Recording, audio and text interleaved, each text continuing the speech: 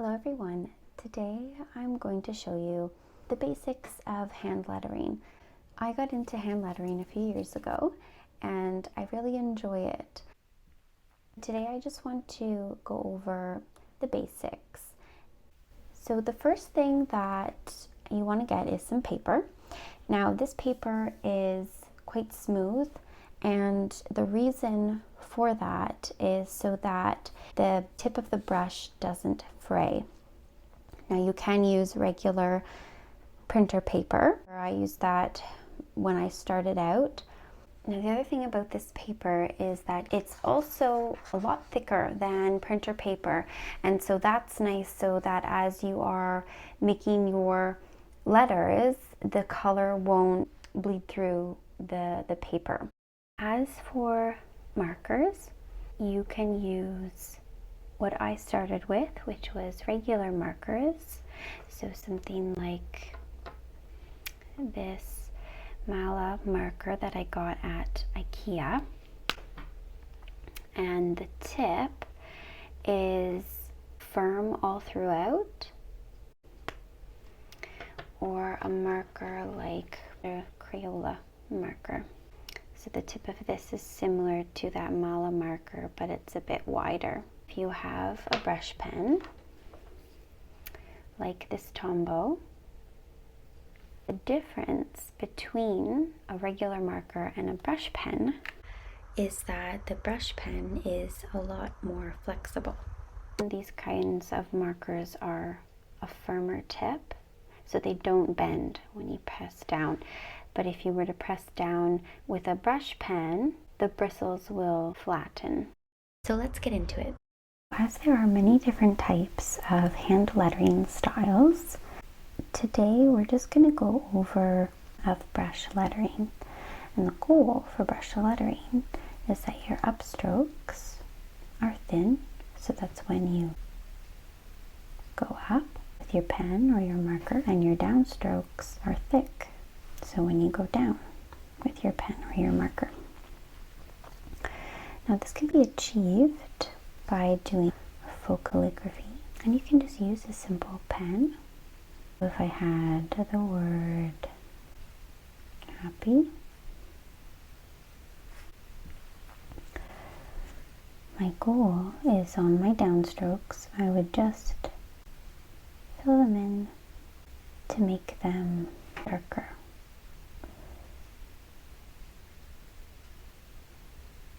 So we can already start to see the difference between the upstrokes that are thinner and the downstrokes that are thicker.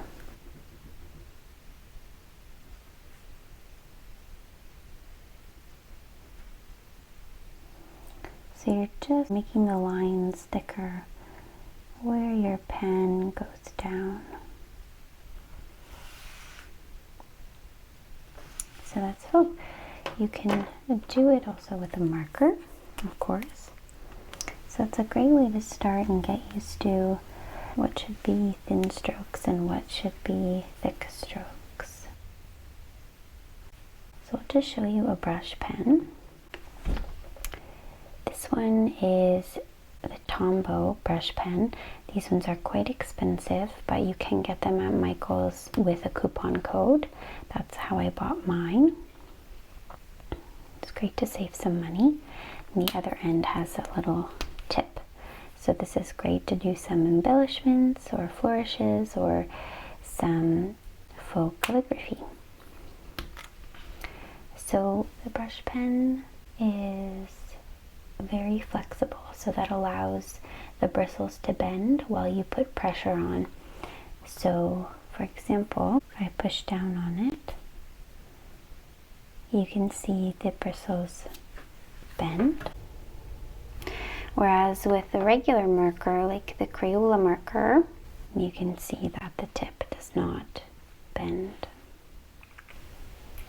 Now a Crayola marker or this marker from IKEA, a Mala marker, are really great, inexpensive ways to begin with hand lettering, and you can achieve the same look with the thin upstroke and the thick downstroke as you can with a brush pen. So here are just some example strokes that would be good to start with. So if you're using a brush pen, your goal is to put some pressure down to let the bristles of the brush bend. And you pull down and pick up. And Tombow pens are a little bit squeaky.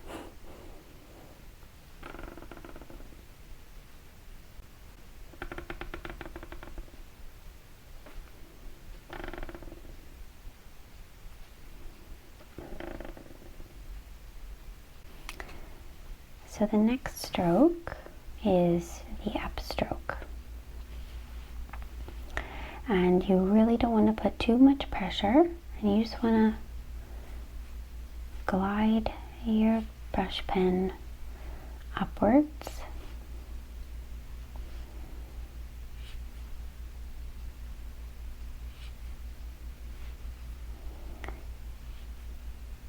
So this one is an underturn. It's a mixture of the down and up, and you want to push down some pressure, and right when you're about at the bottom, you want to lift up a bit and then continue your upstroke.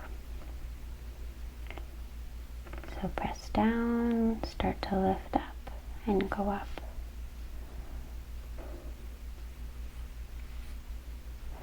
And this could be the beginning of a Y. Okay. The next one is an overturn. So you're starting with a little bit of pressure and then you're pushing down to get that nice thick stroke.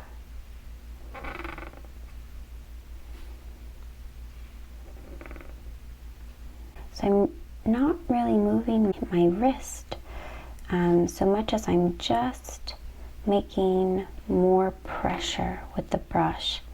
And that's why brush pens are nice, because you don't have to turn your hand too much.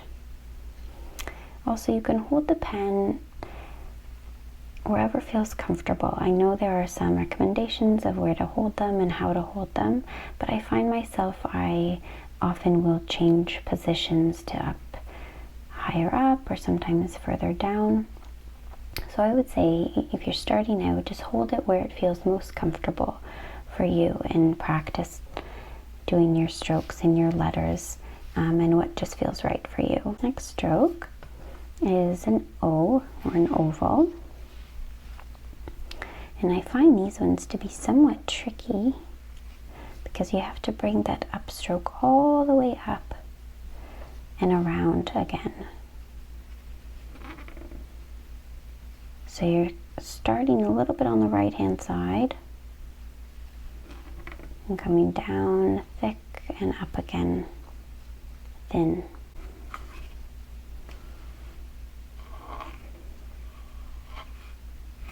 So this could be an O, it could be an A, it could be a G, it could be a D as well. So the last one we're going to do is a C, very similar to the oval shape, but for me anyways, the bottom part will come out a bit more, and I find it's a bit sharper in a way than an O. Now that's just me and how I do it.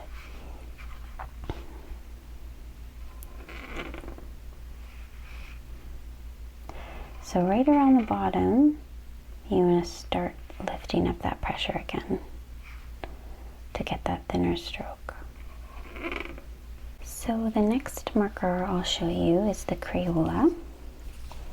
And this one, the difference, like I said, was that the tip does not bend on these regular markers. So you have to change the position of your hand a bit more than you do with a brush pen. So you're going to want to use the side of the tip to make it the thick.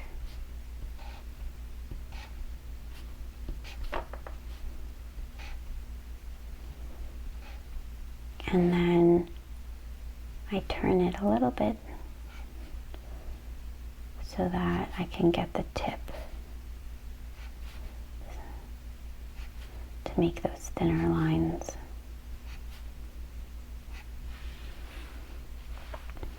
With this one, you'll see my hand as it moves. So I'm going down and then I turn my hand.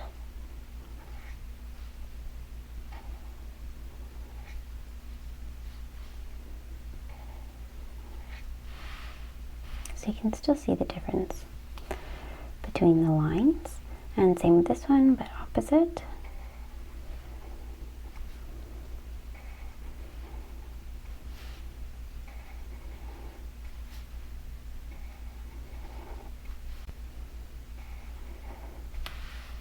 And the O, this one you have to move your hand even more because you're going around, you're moving your hand.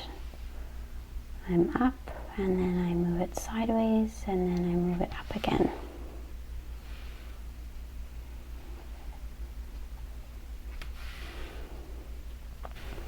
And then C.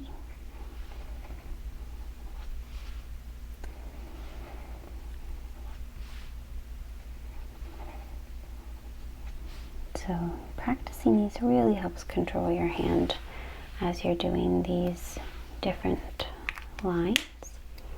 The next marker I want to show you is this one from IKEA, which I actually prefer using more than the Crayola because the body of the marker is smaller, so it fits better in my hand, and I find I can move it a lot easier.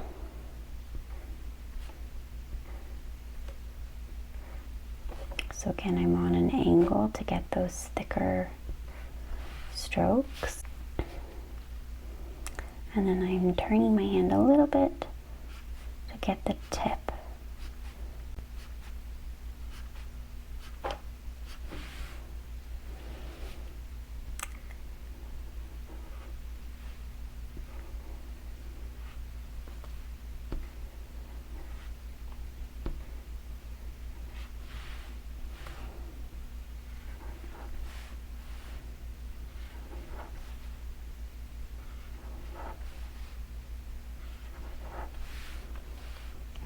O.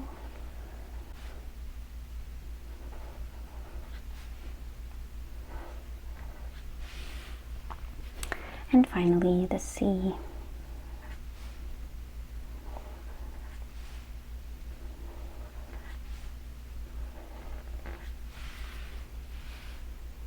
Great, so you can see there's not too much of a difference between the three markers, the two regular and the one brush pen. So that's nice to know when you, especially when you're starting out, to know that you can achieve the same lines without having to invest in a brush pen. So this one is a Tombow, and I'll just show you what that writes like. You'll notice every time I finish a stroke, I lift my pen up.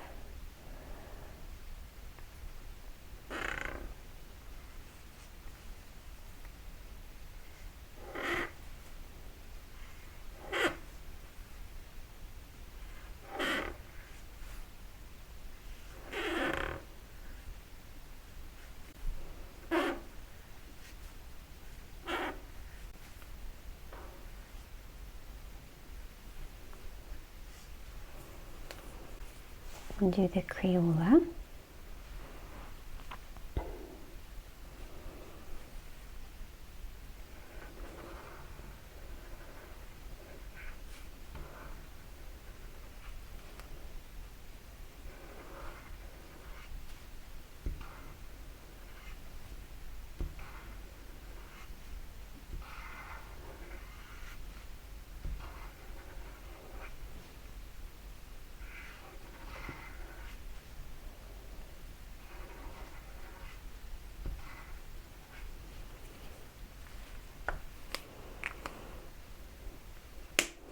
Now these aren't exactly very straight on the page, but that's okay.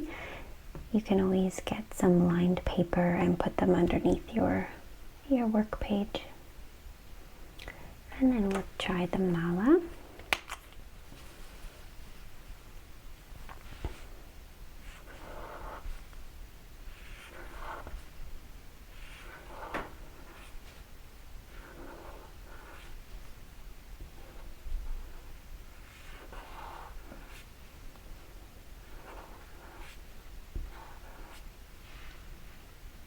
And there's a little circle over the A.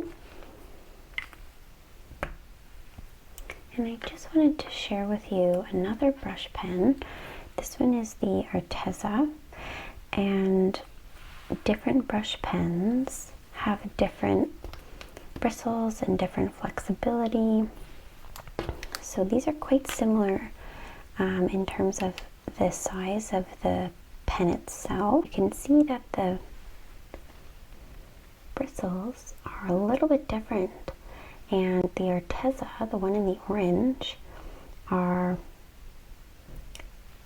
a lot thinner in a way, or is a lot less dense. So for me that means not to use as much pressure. So to go very, very lightly.